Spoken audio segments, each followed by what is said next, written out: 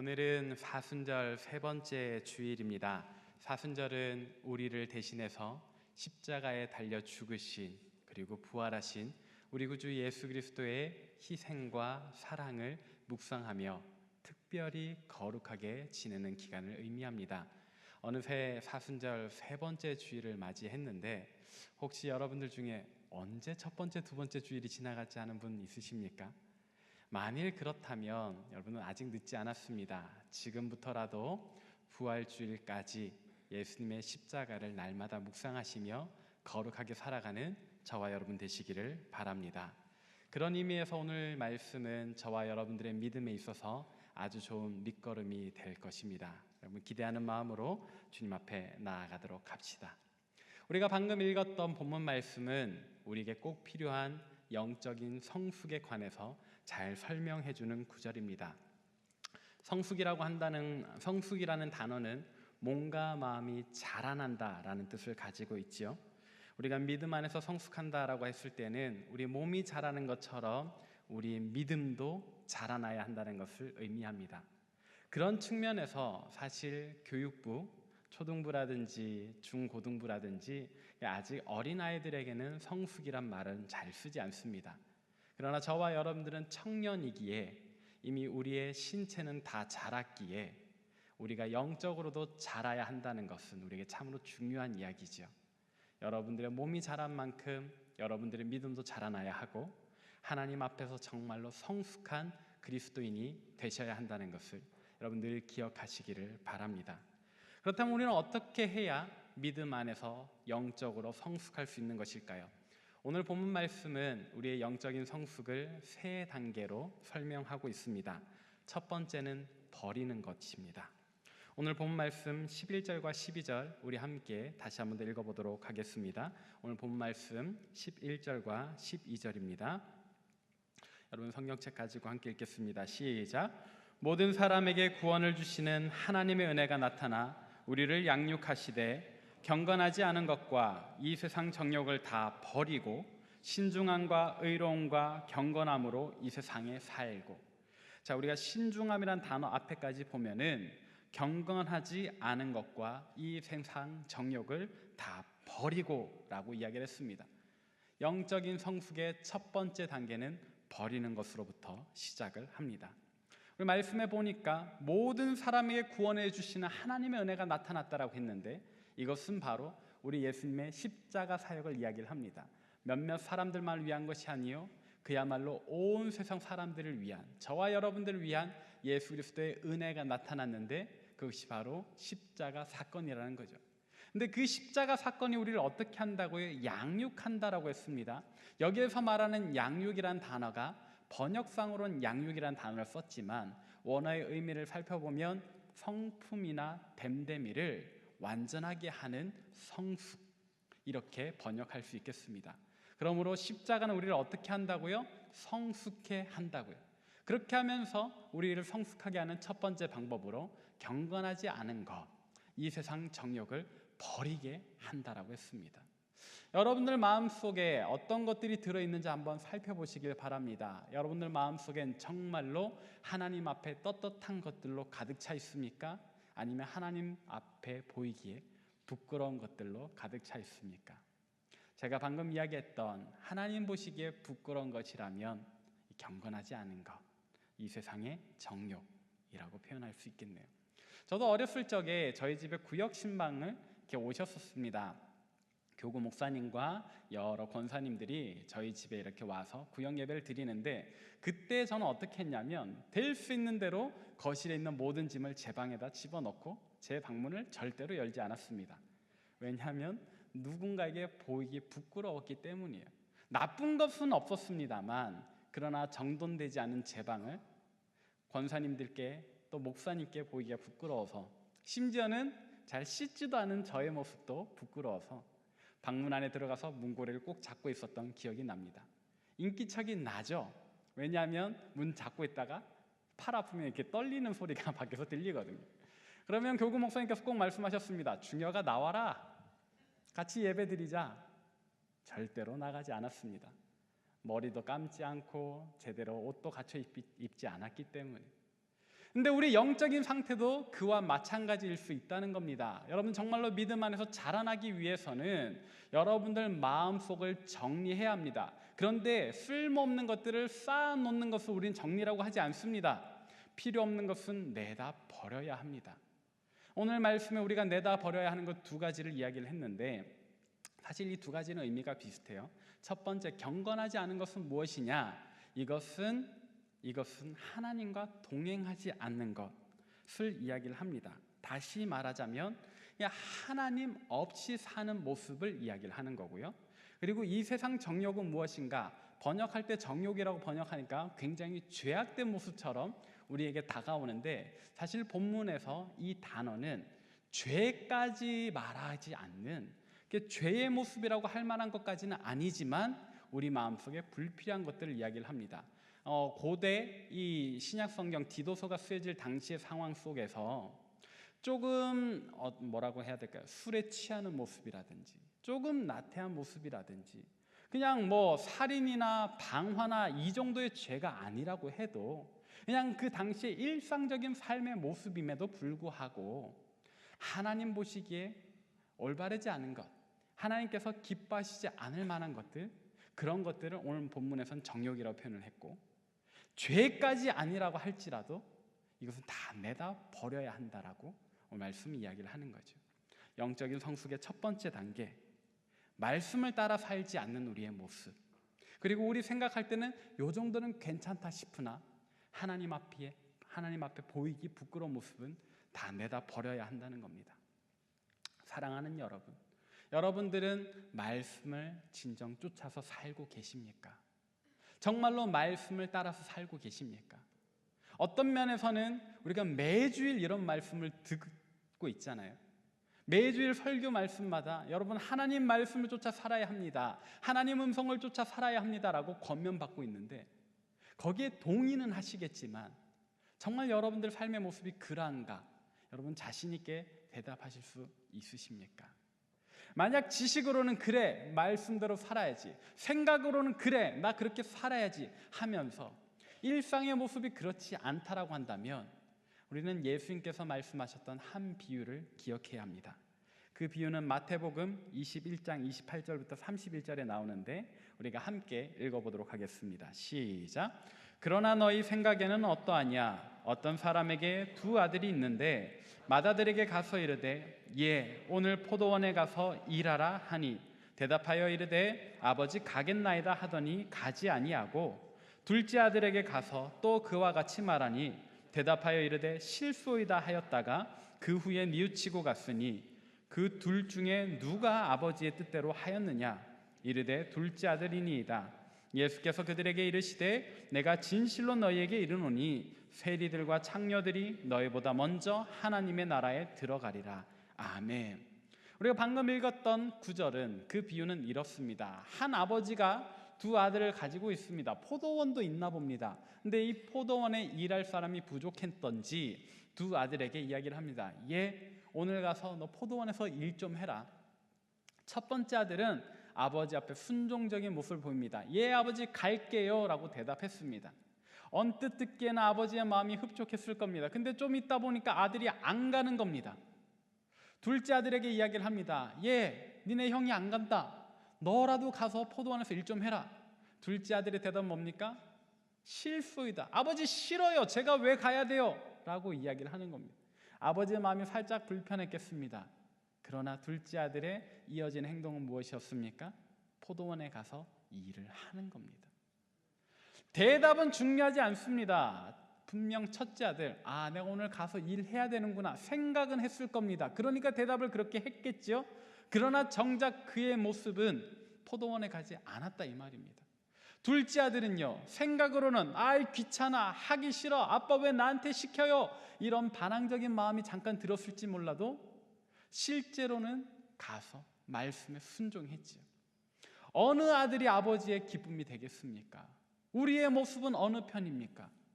생각으로는 말씀 따라 살아야지 하면서 행동으로는 거절하는 첫째 아들 아닙니까? 아니면은 말로는 귀찮아 하지만 기특하게도 말씀 따라 살려 노력하는 모습입니까? 우리가 택해야 하는 모습, 첫째 아들이냐 둘째 아들이냐, 너무나도 명확한 답이죠. 바리새인들과 서기관들은 첫째 아들과 같은 모습이었지만 세리와 창녀들은 둘째 아들과 같은 모습이었기에 우리 주님께서는 바리새인의 친구가 되지 않으시고 세리와 창녀들의 친구가 되셨습니다. 여러분들은 어떤 모습으로 사시겠습니까? 오늘 본문 말씀도 우리에게 이렇게 권면합니다. 첫째 아들과 같지 말고 둘째 아들과 같아라. 사랑하는 여러분, 여러분들 마음속에 혹여나 세상에서 좀 더 잘 되고 싶고 좀 더 편안하게 살고 싶고 말씀과 나의 삶이 충돌할 때에는 당장에 내 삶의 이익을 위해서 이 편을 선택하게 될 때 오늘 말씀을 기억하시길 바랍니다. 그리고 정말 말씀 따라 살리라. 하나님 말씀에 순종하며 살리라. 마음으로는 싫을 때가 있어도 결국에는 하나님 말씀 따라 살아가는 저와 여러분 되시길 바랍니다. 이것이 바로 우리가 택해야 하는 영적인 성숙의 첫 번째 단계입니다.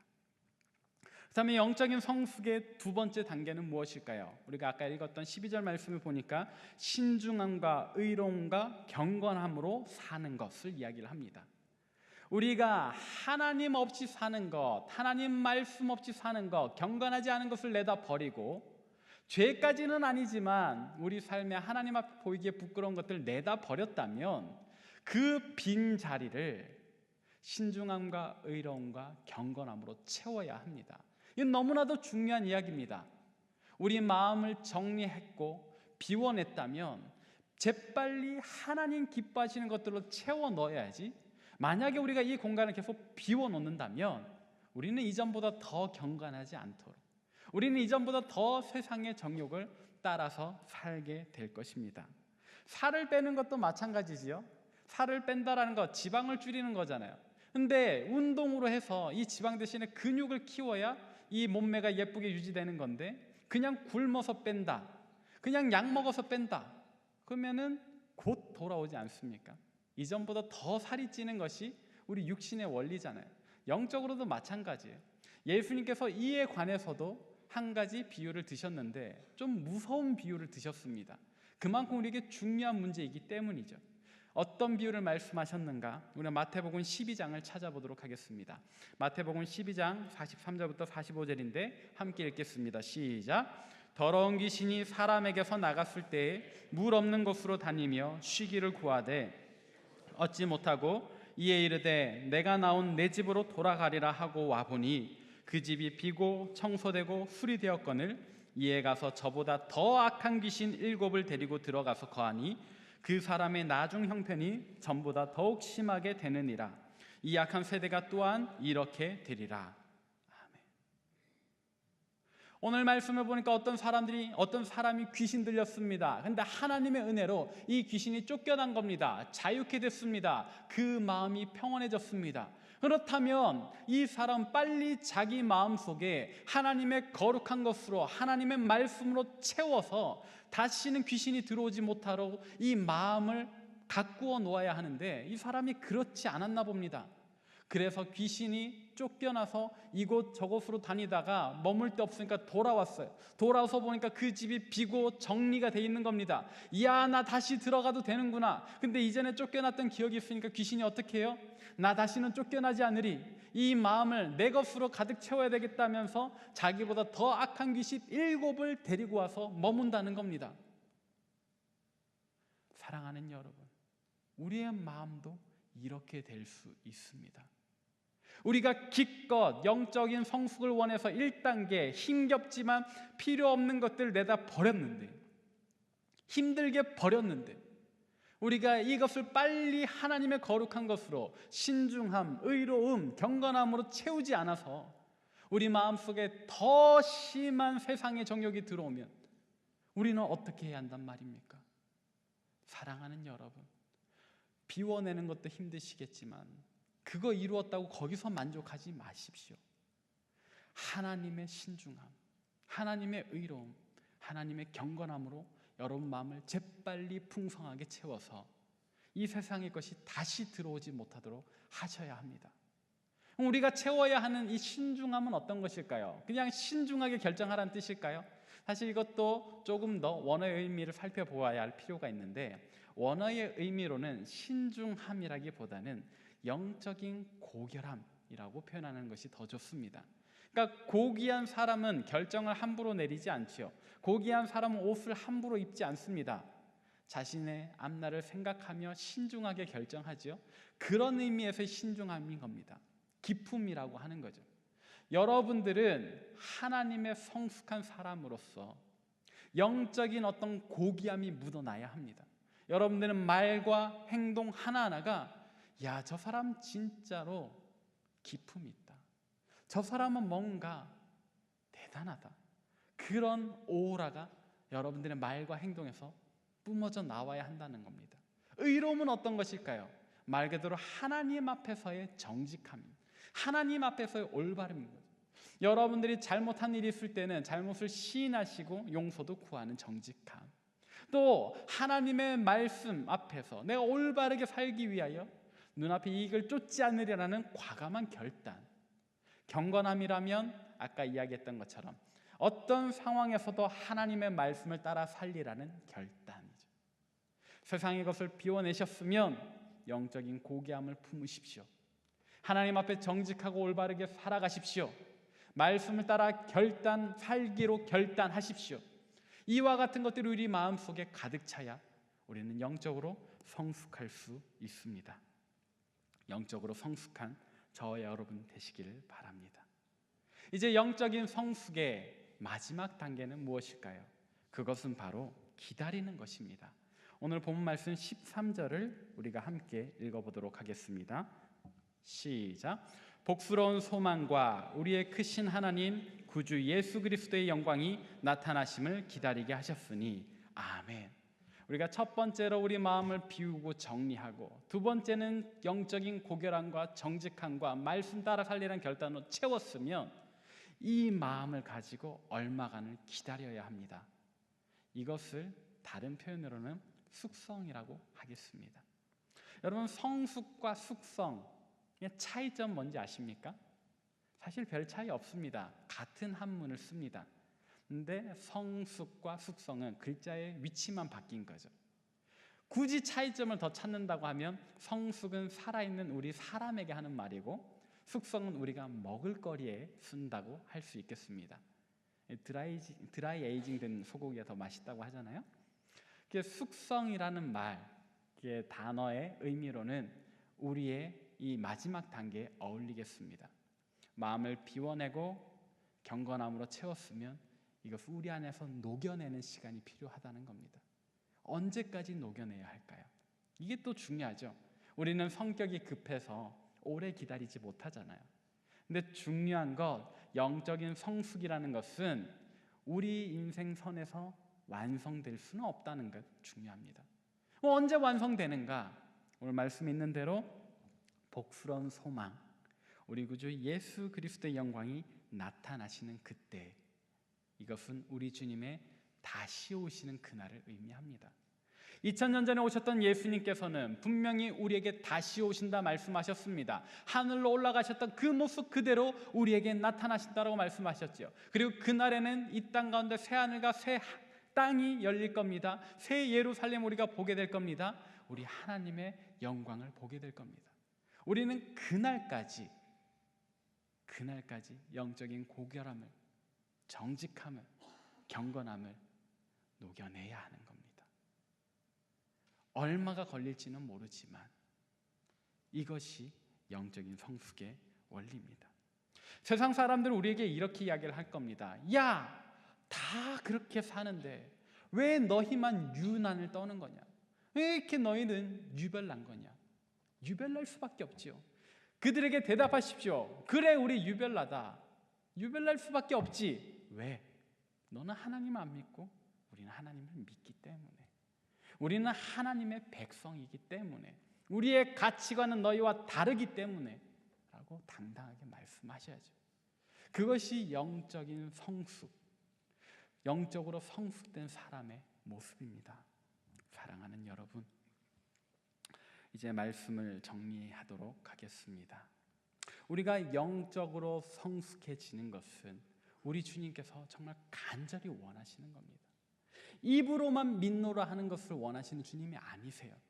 때로는 입으로는 하나님 앞에 주님 못하겠습니다. 당신 믿는 거 왜 이렇게 힘든가요? 왜 내가 당신 믿는 것 때문에 손해를 봐야 하는 거죠? 정말로 못해 먹겠습니다 라는 그런 주님의 마음을 서운하게 하는 말을 할지라도 정작 우리의 삶은 성숙된 모습, 둘째 아들과 같이 입으로는 실수이다 했어도 우리 삶으로는 하루하루 말씀을 따라 살려고 노력하는 모습으로 나아가야 하지 않겠습니까? 이것이 오늘 본 말씀 14절에 나와 있습니다. 우리 함께 읽어보도록 하겠습니다. 오늘 본 말씀 14절입니다. 시작. 그가 우리를 대신하여 자신을 주심은 모든 불법에서 우리를 속량하시고 우리를 깨끗하게 하사 선한 일을 열심히 하는 자기 백성이 되게 하려 하심이라. 아멘. 우리 주님께서 우리를 위하여, 우리를 대신해서 저 죄인의 형틀 십자가에 달려 죽으신 것은 우리를 어떻게 하기 위해서요? 모든 불법에서 우리를 속량하시고 우리를 깨끗하게 하사 선한 일에 열심을 내는 자기 백성이 되게 하시려. 여기에서 말하는 선한 일은 아까 앞에서 말했던 세 단계를 의미합니다. 뭐라고요? 버리는 것 다 버려야 됩니다. 마음속에 필요 없는 것 다 버려야 됩니다. 두 번째는요, 채우는 것.